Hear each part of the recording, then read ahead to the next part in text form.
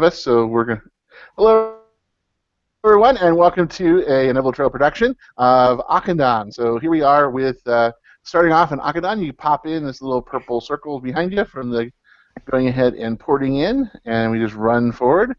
You can ignore these little guys. If you want, you can go ahead and just click on them, and they'll greet you as you run through. So what you need to do is just basically run all the way up front. So here's a map of the dungeons we're running. So it says there's a boss here, but actually there's nothing here to start with. What you actually have to do is you have to go down the left-hand side first, and then once you kill the boss down there, you're going to have to come all the way back to where we're at right now, and then down the right-hand side, and that'll give you a boss, and then you'll teleport around the center, and eventually you go ahead and take on Tarangor. So a really fun fight, really beautiful. This is Auchindoun, so again, most time we saw this it was all in shambles and dark and nasty in the Burning Crusades, and now it's all well lit and freshly stocked with souls, apparently. So as well as some live Draenei. So what you need to do is once you get your parties ready, you just run forward, and then you talk to Tulani, and Tulani will go ahead. You actually don't have to talk to her; just approach her, and then she'll start opening the door here. And then you run through.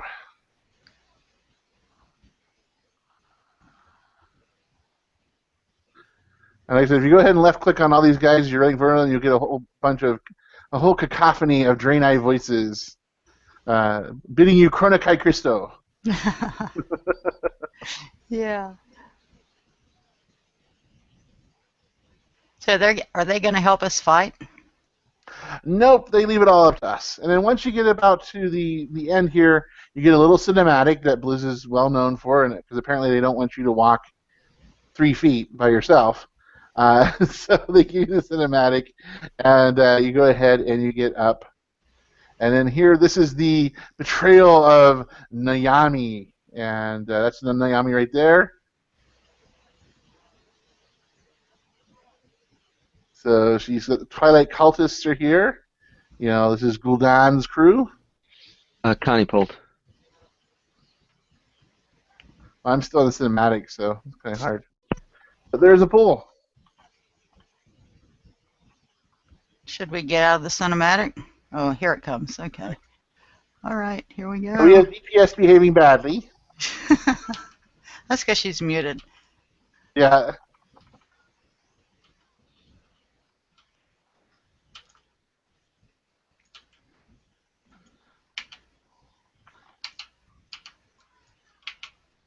All right, we got rid of the first group.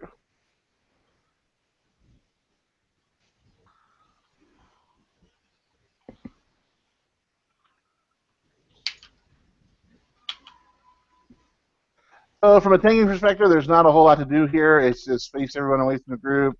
Look for either the cleric or the soulbinder who's in here. Look to interrupt the cleric's void sphere, which he actually got off. That's what gives them the purple bubbles that absorb everything. Sweet.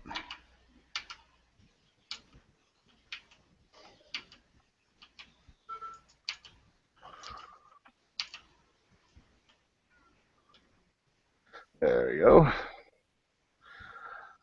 Now, what's left is going to be this last group here. What I'm going to do is attack them, but I'm going to move them off to the side. The reason is actually the boss here is right behind us, and so him hopping on here gives us a little bit more room when we push him off to the side. So right behind us where? Right here. This right is here? The boss. Okay, comes out. Statue. Okay, thanks. He's actually the boss here. He's dormant right now. But once we kill this, we'll get a little laughing, muhaha, evil laugh person, and then we'll release him. And the fight with him is really not too hard. He does, basically it's like kind of fighting a metallic paladin. Here we go, I'm going to move him away. Watch out. There we go.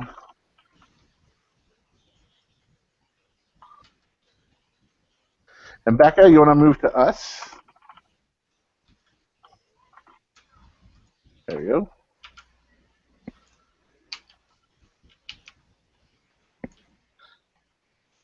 See, evil laugh. Told you. Then he dropped the chandelier on us. I wondered what that was. There's a big crystal in the middle. Yeah, I know. I saw that, but I thought maybe it had some kind of powers or something. All right, so here's the boss.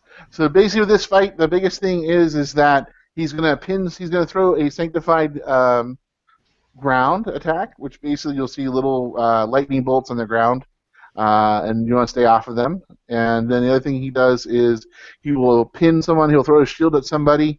If you don't move, you'll be pinned to the ground. If you do move, you'll be okay. And then he'll start doing a channeled light attack, and then basically you just need to hide behind the shield. Kwapi, when you say behind the shield, is that in the center of the? That is edge? between you want the shield between you and the bad guy. Can any of that be interrupted? Any of those spells? No, and when he throws that shield, where you want to really face is the ornate side. While normally when you're hiding behind a shield, the ornate side would be on the outside. For this, we actually want to be behind the ornate side. And the other good thing is if we stay a bit closer together, that's better, because if you have a DPS who's way out and that's the one that the shield gets thrown on, then we're going to have to all run over there. And I saw some groups die because of that. The other thing is there's going to be that sanctified ground, and so Kwapi is going to have to move him around a bit because of it, so that we don't stay in that sanctified ground. But so we won't be perfectly stacking. We'll be moving a bit. Okay, and you mean the ornate side of the shield? Yeah, the ornate. Like if we were doing any kind of war games or any anachronism, we would be behind it. We actually we want to be where our eyes are looking straight at the ornate side. Oh, looking at it. Yeah. Oh, okay. I get it. Okay, thank you. Yep. You always want to have the shield between you and the boss. So we'll go ahead and get started. And really, other than that, there's really nothing else exotic about this fight. Okay, I spun him around so his face has got his back facing the group. There's the first sanctified strike.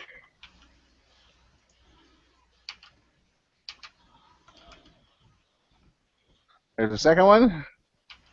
You want to stay out of those area there. There's the third one. Holy shield. So he's going to throw a shield. Right there's the shield. Consecrating light. So everyone. And this is helpful, like I said, if you had a warlock, they can do rain of fire on the other side of it. A lot of people have done that. Paladin can drop consecration right before. So you're still doing damage to the boss while you're standing there. You can see the sanctified ground still stays there. You just got to keep moving. And 8%. And that's the fight. Nice looking staff. And now we get ready to run back through the hallway that we first went into. And you can see some people sneak up behind the good guys and they actually kill them. So there's traitors amongst the Draenei. They've been corrupted. And now it's our job to go ahead and beat them up. These arbiters are interesting. They will drop a stun. We're doing a good job CCing them, but they will actually cast basically the Pally hammer. Here's the arbiter's hammer right there. So it does a 2-second stun. They will also occasionally jump at some, leave these little holy orbs, or I don't know why they're doing light orbs since they're evil now, but well. So there's Magnus here. And just interrupting arcane bolts as you see fit. There you go.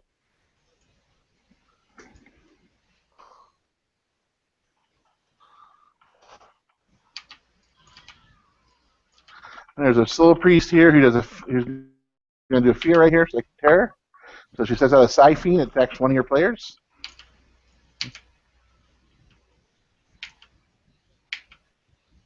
Unfortunately, you can't interrupt that.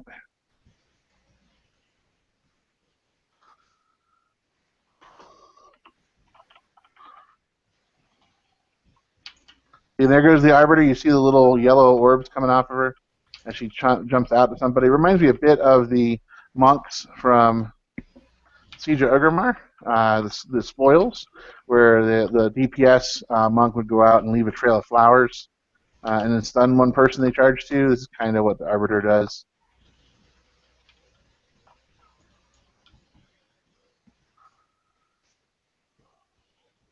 And we have one last group. And then we'll go ahead and make our way into the second boss.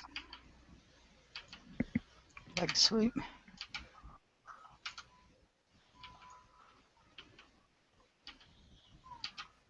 Oops, rooted. Yeah, the Warden does that. He just pulls you in.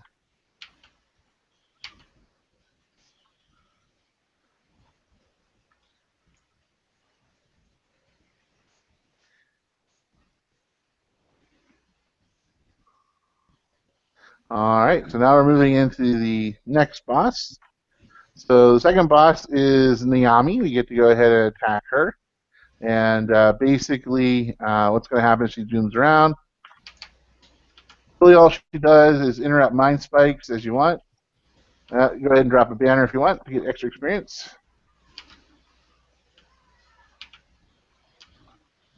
The big thing she does is something called Soul Vessel. That's coming up. And basically what you want to do there is you want to stand in the big circle that you'll see on the ground. So she'll go ahead and do Soul Vessel. Here it is. So we'll have to look for the little circle. There's a circle with the blue arrow back here. You're going to stand inside that. And unfortunately, she's pretty far away, so you can only do range attacks at her. Once it ends, go back after her. And if you don't do that, you take a bunch of damage. So you want to avoid that.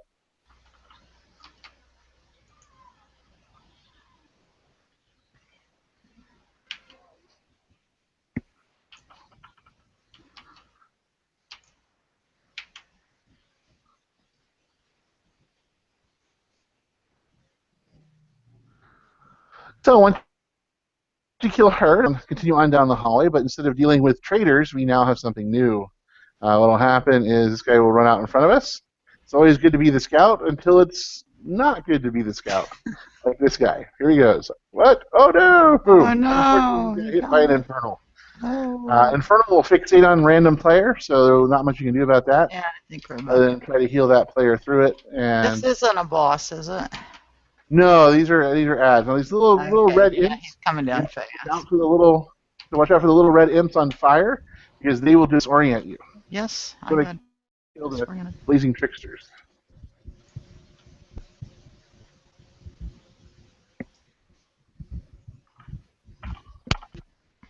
And here we have pyromaniacs, cackling pyromaniacs. You just basically interrupt Fel Blast as you can, and just burn through them. Yeah.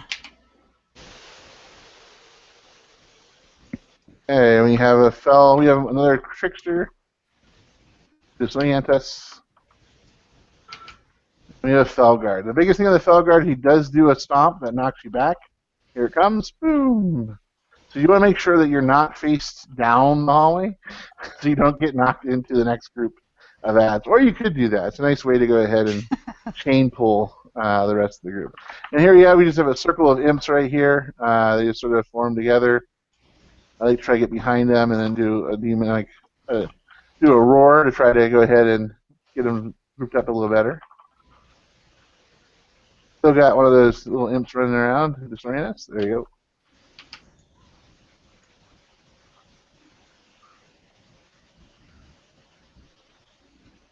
All right, and that quickly, we are now on to the area for the second boss. We're going to have some more pyromaniacs and more felguards. So what we want to do is we want to save this group over here for last. So let me change the marker on that. So we'll do the diamond group last. And now what some groups do that I don't like is they'll go ahead and they'll try to pull everything in the room. And the problem is unless you have a really good gear group, it's kind of hard to make sure you kill everything. You can quickly and efficiently go ahead and pull them one at a time without worrying about it. Basically, you just go ahead and you just keep everyone focused in one area. Now, did So you say this was a boss? no, this is the boss area. Okay. This is the trash Oh, right before the okay. boss. Oh yeah, it's coming down fast. You got another one coming?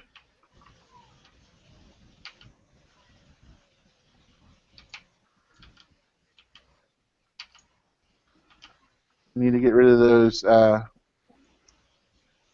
pyromaniacs first before we move on to that last group. So we just keep moving around the side.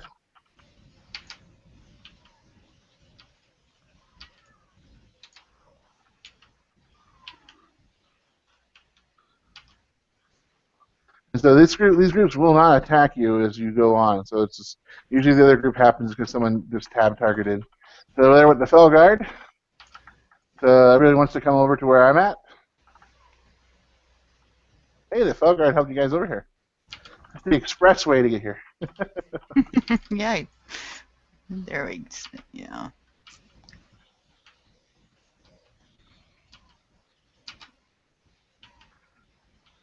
So they're in the middle. There we go. So see, that's the reason why we wanted to move over here, because that guy always shows up right there. And so this is Azzakel, is the demon here. What he does is he will do something called Fell Lash, which will basically be a knockback spell. So no one should be on the tank side. So the tank should only be the one getting kicked back. There will be a ring around the room, so that way you can't fly off the platform. So that was nice of Blizz to not make that an issue. But there is an issue here. This cage in the middle does line of sight your healer, so you do need to watch out for that. The other thing is he will go ahead and he'll cast, I believe it's Fell Claws, and what that does is it'll summon one of each of the ads we've seen so far. So it'll go ahead and summon a felguard, and it'll also summon imps. And so basically we need to kill the ads first. So this is very much like Norsham, where you kill the ads first before you kill the boss. As opposed to just focusing tunneling on the boss. Now, if you're an overpowered OP group, you can just burn right through it. But what will happen is he'll summon one basically on these little diamonds that we're standing on, like these little archways here. There'll be one here. There'll be one on this side, and then there'll be another one all the way over here. Oh, so they're around the room. Yep. So they'll be all around the room that we'll have to get whenever you cast them. Okay, so we go after them. Mm-hmm. And they should just kill them. Let the tank pull the felguard, and then you guys focus on the pyromancers. Okay. Because the tank can easily do the felguard and the boss at the same time. The other thing that happens is the boss will become immune to attack, so you ignore the boss when he brings up the ads, and then you'll be able to go ahead and after time he'll drop back down and re-engage the fight. So you said he was immune while we were killing ads. Yes, when he summons the ads, he'll become immune. So that's your key right there. I mean, your DBM will announce it, and what will happen is that then all of a sudden, if you're not paying attention to your DBM, you'll see that all of a sudden he'll start saying immune all over the place. Okay. Whenever you're attacking but him. he keeps attacking us. No, he just focuses on summoning the ads. Okay, good. All right. Got Gives you maybe 20, 30 seconds to kill them, and then he comes back in the fight. Okay. Here we go.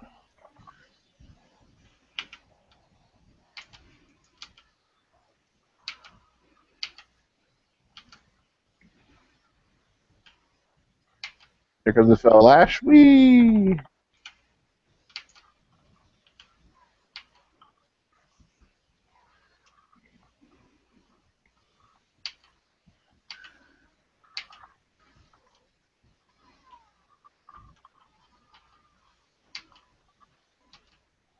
Okay, he's immune now. Get ready for the summons. Here comes the Claws of Argus.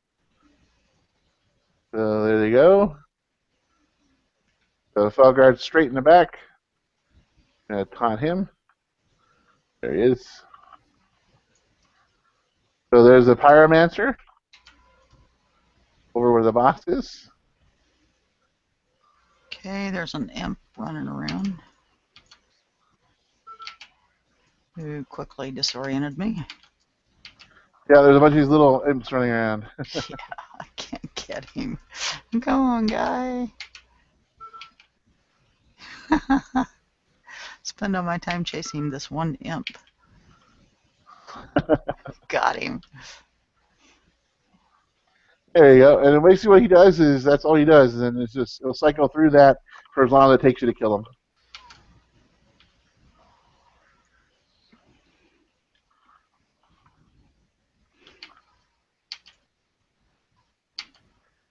All right. You get a little bit of a cinematic here, and then we see Tarangor walks out. First time we've seen him since the pillar.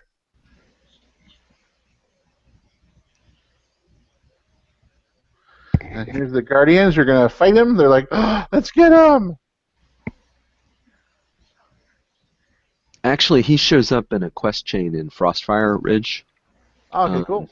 That popped up maybe around level 94. It's in the upper northwest corner of the map. I actually had to do some creative things to get up there because I'm not sure I was getting there exactly the right way. But it's with Khadgar. Cool. It actually gives some of the backstory as to why he's here and how he's working with Gul'dan. It's pretty interesting. I'll have to go look and check it out.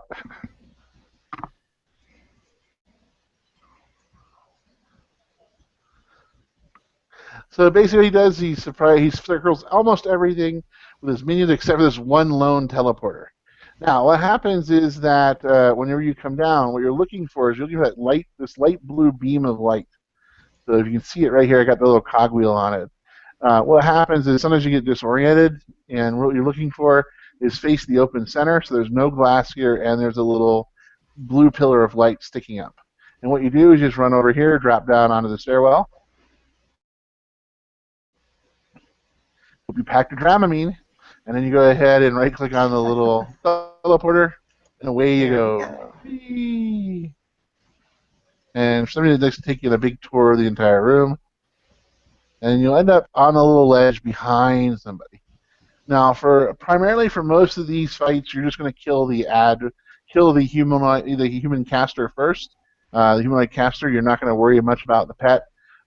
Sometimes you want to interrupt the pet if you can, but for the most part, once you kill the master, the pet dissipates, just like any other warlock fight you have.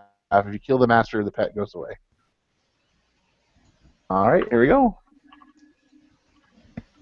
This guy really just the Shadow Bolt. The thing you got to watch out for is Rain of Fire does a lot of damage, so you want to interrupt that as you can.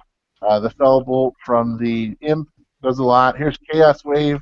You can't interrupt it, but it'll just be a raid-wide. Yeah, so To avoid it if you can. You summon an extra ad. Okay, see, there you go. That person's down. Go ahead and click on the teleport again, and off we go.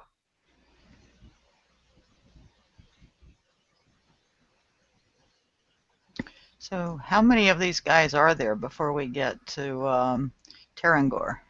I think 3 or 4. I think Okay. not too many. No.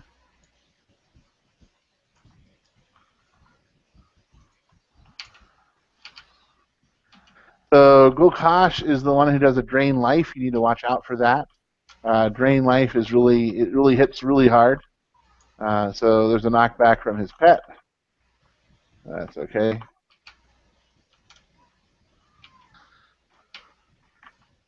Okay, interrupting drain life. Health. That was drain life. We didn't had to get my off a cooldown. Come over here and bandage.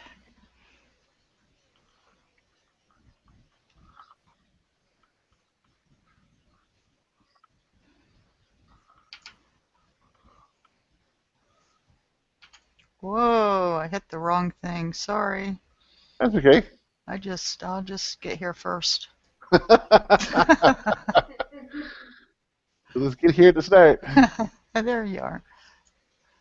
And so this guy here, he just basically sacrifices his Voidwalker right off the bat, and to give him more damage. So you said get the Voidwalker first? No, he's going to sacrifice his Voidwalker. Oh, The he thing is. I was going to say is I guess this is the part that I think really sneaks up on healers, because the first one looks really, easy. And then the second one, with that drain life, people's life goes down. And then if we came over here and just jumped into this really quickly, that your health could really be down before you start here. So, and especially if you're running in a pug group, when you're coming in, I'd say this is a dungeon when you're running in a pug group that you want to be aware of what your health is if you're DPS, because I've run it a couple of times where the mentality was only heal the tank, and the rest of it, and the rest of us who are DPS really were suffering. Yeah, and that's one of the things you deal with pugs, is that they like to try to run through this as fast as possible.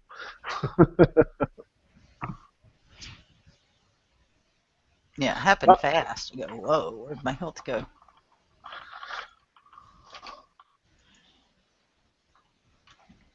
So with him, you can interrupt the incinerates if you want. Really, he does a rain of fire you need to watch out for. Well, it looks like we were going to get him down before he has too much of a chance to do that. All right, and now we should go to the center, I believe. So.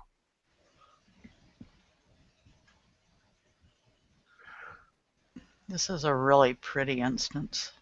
Mm-hmm.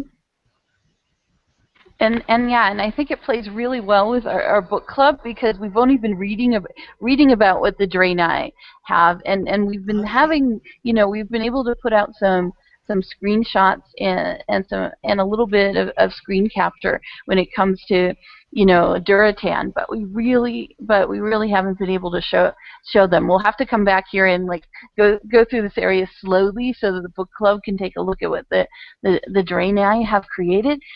But so unfortunately, they'll just see the fast version where we're fighting things. Okay. Do none of the dungeons have quests inside them anymore? They do, but what happens right now is they just sort of pop up on your objectives on their own. So if you look at my screen share, you'll see here's Auchindoun, the dungeon, and then there are 4 quests that you have to do, but they're not doing it the same way they used to do, where you pick up the quest immediately and then turn them in.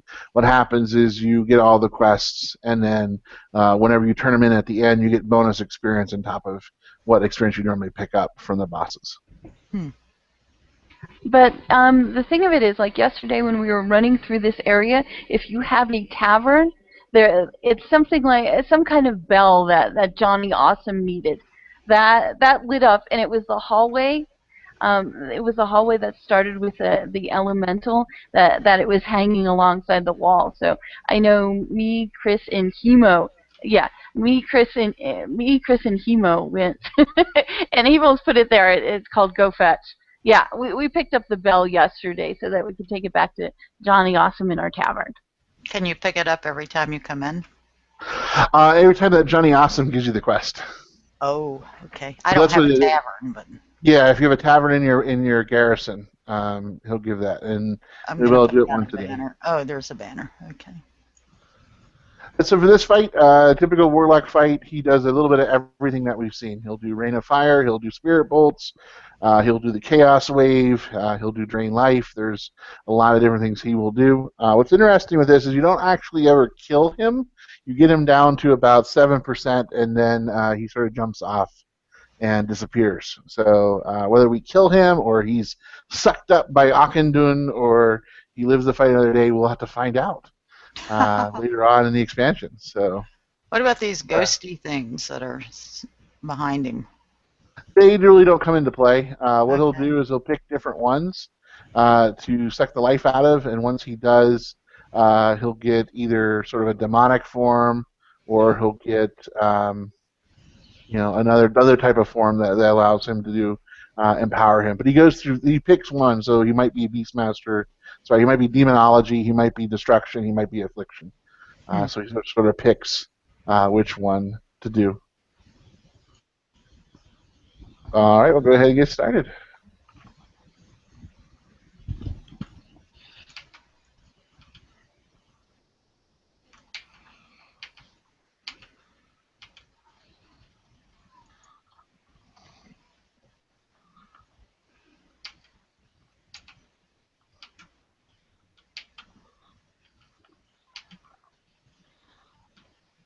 Yep, so now he's going to his affliction version.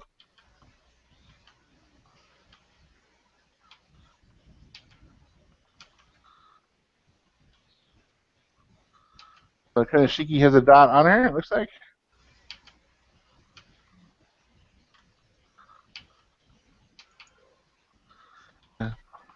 Interrupting that drain life. I have a AoE on me, so I need to move away from everybody. So there we go, we got him to 8%.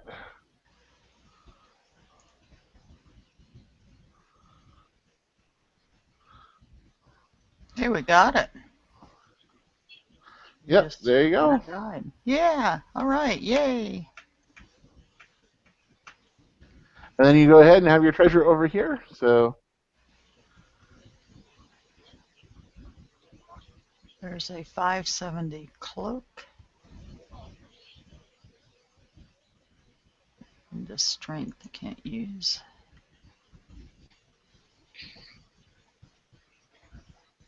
Yeah, I don't know. And the thing about it is, I find this one to be the ending to be kind of anticlimactic, you know. Yeah. And he seems to be. I mean, at least for me, I don't know what you guys thought. I thought he was the least hard boss. Yeah, I was about to say you know, that. I mean, he went down so fast. Yeah, I think the one boss that looks like the Transformer at the beginning, I think if you miss that shield, somebody dies, and I think that some of the ads are just harder because for me as melee, trying to get within range, getting and getting hit and seeing my health go down much more than I expected to, and then also this sneaky warlocks who drain life. I think those are actually harder.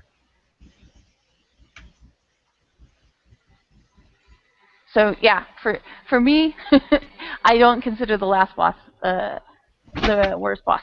Now I'll turn it back over to Chris, and then we'll end our broadcast. But if anybody has questions or questions you think people watching this will want to know. all right, yes, and I think I agree with Hemo. Is that you saying that Azzakel probably is the harder fight, and it is if you're not really good at the ad management, and if you're sloppy on that fight, it becomes a very difficult fight. Because he puts out a lot of damage. And Kwapi, remind me, what's the gear level in here? Oh, sure. It drops 570. So all gear here is 570. So even for those of us who've been raiding, there's not a bad chance we might get something that'll give us a slight upgrade here. Yeah, it'll be pretty close because it'll be the only thing that'll be better from Siege of Orgrimmar is Warforged, and that'll only be 5 points better. So, like I said, we're getting to the end. This is really sort of the last dungeon you run where you may not need everything. Where your Siege of Orgrimmar gear might serve you through it. But the next one after this, Skyreach, which is the next dungeon after this, drops 600 gear, and so that's really sort of the end of your 4-piece tier set. That's the end of your Siege of Orgrimmar gear. Is really there. So it lasts you through 3 dungeons. So and so it's not a bad deal. So like I said, right now I'm at 98, and I'm right now just starting to replace gear for from my raid set. Yeah, I was going to ask, what level do you need to be to get to the next one where the gear gets 600? Next level Skyreach is 97. 97. Oh. Okay. Well, I'm looking at least. These are 570 rings, and maybe I just had bad luck in Siege, but these rings look pretty good to me. Oh, I could use 570. Oh, yeah, definitely. Yeah, I think we all ended up had a lot of normal rings instead of heroic rings. 550, 556. All right, everyone. Thanks for watching. Okay, and thanks for the run.